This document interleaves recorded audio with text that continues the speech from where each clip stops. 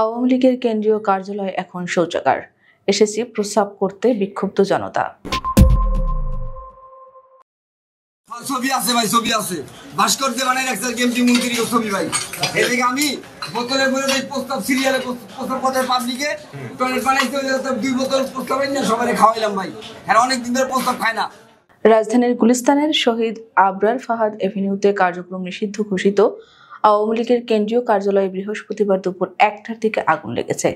এই ঘটনা ঘটে তখন কার্যালয়ের বাইরে অবস্থান করা বিক্ষুব্ধ জনতা কার্যক্রম নিষিদ্ধ আওয়ামী লীগের লকডাউন কর্মসূচি প্রতিহত করতে উপস্থিত ছিল।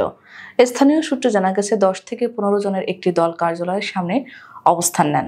আচমকাই ভবনের ভেতরে আগুনের ধোঁয়া দেখা যায়। প্রথম আগুন কমে গেলে বিক্ষুব্ধরা পুনরায় আগুন লাগিয়ে দেন।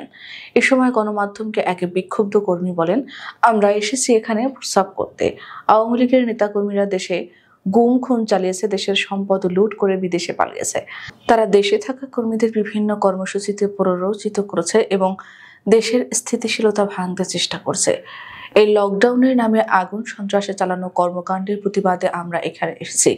তিনি আরো বলেন, এখানে কিছু ফ্যাসিস্ট নেতার ছবি আছে, সেগুলোর উপরও আমরা প্রস্রাব করেছি। এই কার্যালয় এখন শৌচাগারের সঙ্গে তুলনীয়। দেশপ্রেমে উৎসাহী মানুষদের জন্য এটি একটি প্রতীকী প্রতিবাদ। গত বছরের 5 আগস্ট সাবেক প্রধানমন্ত্রী ফ্যাসিস্ট শেখ হাসিনার ক্ষমতা পতনের পরও বিক্ষুব্ধ জনতা একই কার্যালয়ে ভাঙচুর ও অগ্নিসংযোগ করেছিল। দীর্ঘদিন কার্যালয়টি পরিত্যক্ত থাকলেও সাম্প্রতিক ঘটনার পর ভবনটি আবারও বিক্ষুব্ধ জনতার দৃষ্টি আকর্ষণের কেন্দ্রবিন্দুতে পরিণত হয়েছে। এ ঘটনায় নিরাপত্তা বাহিনীর সতর্ক অবস্থানে ছিলেন। কেন্দ্রীয় কার্যালয়ের আশেপাশে পুলিশের পাশাপাশি বিজিবি ও র্যাব মোতায়েন ছিল। রাজধানী সহ সারা দেশে কার্যক্রম নিষিদ্ধ আওয়ামী লীগের সম্ভাব্য নাশকতা ঠেকাতে বাড়তি নিরাপত্তা জোরদার করা হয়েছে।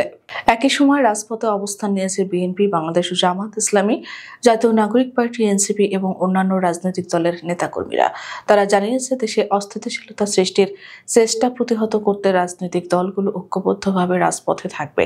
রাজনৈতিক বিশ্লেষকরা বলছেন, বিক্ষুব্ধ জনতার এই প্রতিক্রিয়া মূলত দেশের বর্তমান রাজনৈতিক অস্থিতিশীলতা ও নিরাপত্তাহীনতার প্রতিফলন। একই সঙ্গে এটি কার্যক্রম নিষিদ্ধ আওয়ামী লীগের সমালোচনা ও দেশের স্বার্থে জনসাধারণের প্রতিবাদের এক প্রতীক।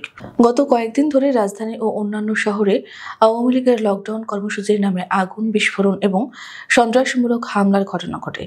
গোয়েন্দা সূত্র জানায়, এসব ঘটনায় সাধারণ মানুষ ও ব্যবসায়িক প্রতিষ্ঠানও লক্ষ্যবস্তুতে পরিণত হয়েছে। ফলে বিএনপি ও অন্যান্য রাজনৈতিক দল রাজপথে অবস্থান নিয়ে জনগণকে সচেতন ও প্রতিরোধমূলক পদক্ষেপের আহ্বান জানাচ্ছে। নিরাপত্তা বাহিনী ও রাজনৈতিক দলগুলো মিলিয়ে এই পরিস্থিতি মোকাবিলা করছেন, যাতে কোনো বড় ধরনের নাশকতা বা অগ্নিকাণ্ড ঘটতে না পারে। বিশেষজ্ঞরা বলছে, জাতীয় নিরাপত্তা ও গণতন্ত্র রক্ষার জন্য রাজনৈতিক দলগুলোর ঐক্য অপরিহার্য। শহরের এই ঐতিহাসিক ও প্রতীকী ঘটনায় কার্যক্রম নিষিদ্ধ আওয়ামী লীগের কার্যকলাপ তাদের অস্থিরতা সৃষ্টির চেষ্টা এবং বিক্ষুব্ধ জনতার প্রতিবাদের ছবি দেশের রাজনৈতিক চিত্রকে আরও স্পষ্টভাবে তুলে ধরেছে।